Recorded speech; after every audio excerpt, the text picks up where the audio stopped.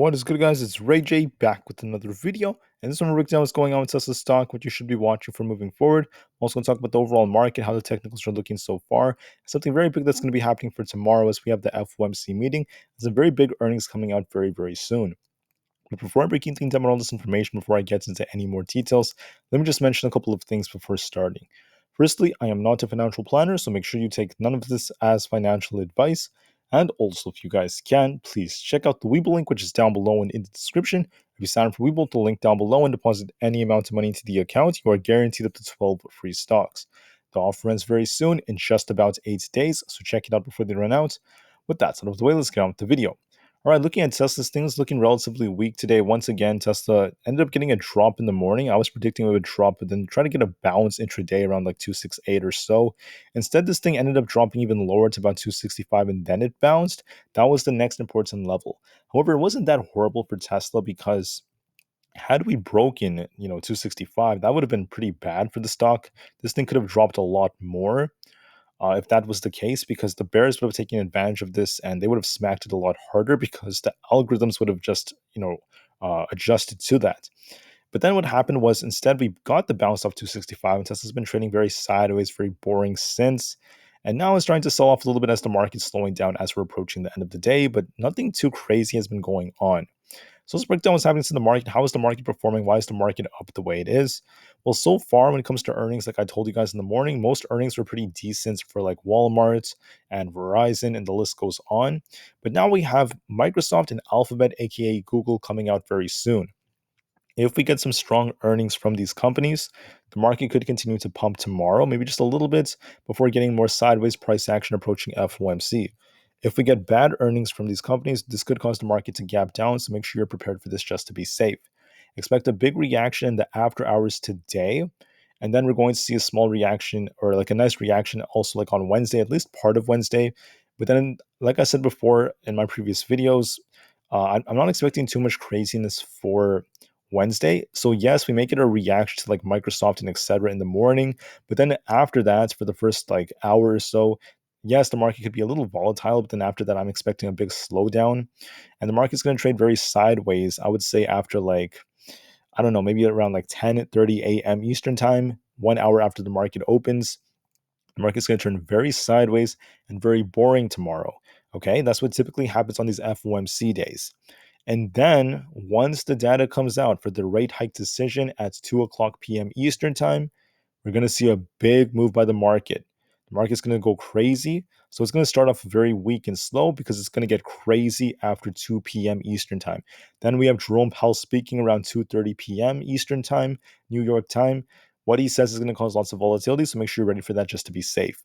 So all of this is going to be pretty crazy. Make sure you're ready for that. There's some news I saw right now that is important. That's involving the banks right now. We're starting to see some drama involving like PacWest and some of the regional banks. If this continues, this could cause more volatility. For now, it's not that crazy, but I am seeing some signs of it as there's some talk about the Bank of California potentially buying PacWest very soon. So I'm not too sure about that. As this news came out, the market started to slow down a little bit. So just be very careful. But what do I see going forward? How is the market looking? So I'm just going to quickly talk about Tesla SPY and the QQQ. For Tesla, it has resistance at about 270 a share as our next major resistance. We have support around 268. If that fails us, we have some support around this 267.5 area, but nothing too significant. And then the really significant support is going to be closer to like 265. So watch these levels very carefully. I think Tesla may just sell off a little bit more from here, just a tiny bit more as the day goes on, because we're going to be approaching the FOMC meeting starting tomorrow. And today's going to be the last close before it. Typically, what happens is the market slows down a little bit right before. This is once again the final close before the FOMC meeting. But so far, it's not looking that bad for Tesla. I mean, there's a possible head and shoulders forming on it. It is looking a little weak now. But just make sure you're prepared for anything just to be safe. I also want to add that if it does cool off a little bit, I don't think it's going to like crash really hard. It could just cool off a little bit and just trade kind of sideways for the majority of the day. Same thing for SPY. We're kind of stuck in the 456s, but we're getting very close to our support at 456 flat. If that breaks, you're going to be watching 455.5. I'm sorry, 455.7 at the 50 EMA, then 455.14 at the VWAP area, then 455 flats. These are going to be three significant levels. We are getting more and more attracted to VWAP, so watch that carefully, but watch for a break below the 50 EMA to get there. We could just hold above it too, so just watch that once again very carefully. And the whole market's trying to slow down just a little bit. The triple Q came to our target, hitting 380. I mentioned this in the morning. I'm going to be looking for a break of 378 to hit 380. That's where we went to. But we are starting to slow down a little bit as the market once again got some negative regional bank news. And also, once again, we're approaching the FOMC meeting. So watch 380 as support. If it breaks above it, there's 380.5. If it breaks below it, you're going to be watching, this thing come all the way down potentially to like the mid 379s, if not 379.2. So there's quite a range right here. We're not going to go directly to 379.2. There's also a tight range right here. Some support, which was previous resistance, was around 379.8. Watch that on the triple Q. If that breaks, then I'm going to be expecting 379.2 around that. If we break below 379.8, so very, very tight levels. Market is like once again slowing down just a little bit, but it's not that bad.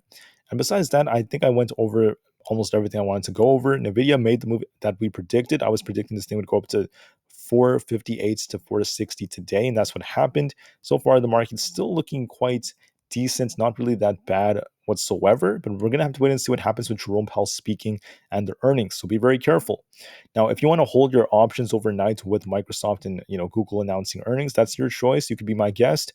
But if you're apprehensive and you're not too sure about how it's going to go and you want to like manage risks and etc., then you could secure profits if you want. It's just your own choice. I'm not giving any financial advice. But that's what I have for this video. Basically, I want to keep this one kind of short. So thank you all for listening. I hope you guys have an absolutely spectacular rest of the day. Oh, and one more thing I forgot to mention is that going into tomorrow, we also have Meta's earnings. I wanted to say just one thing about Meta before the market closes, before I end the video. One last thing. For Meta, I was hoping that this thing would try to push up to about 300. It came just short, hitting 298 and rejecting, then 295. It's very flat right now, not really doing a whole lot. I just want to mention that we could see a decent move on Meta tomorrow, maybe an attempt to break 300, approaching its earnings, but be very careful because once again, big tech earnings are going to cause more volatility. Apple is also looking kind of weak as of right now. I'm sorry, it was very strong in the morning. Now it's starting to like weaken a little bit right now. So I'm not saying it's weak. It's just weakening right now compared to where it was earlier. Starting to downtrend just a tiny bit. Watch 194 on Apple. If it does break below that, it's going to cause the market to slow. But I think it's going to try to hold very close to it as time goes on. All right, so anyways, that's what I have for this video. The market is still quite resilient. Tesla's looking a little bit weak for the time being. But depending on tech earnings and any news that comes out tomorrow and beyond, this thing could still make some very big moves. All right, watch what Jerome Powell has to say. Whatever he says will affect the whole markets, and do what you have to do. All right, Tesla to the moon as the long term is still incredibly bright as it is for the whole market. And peace out.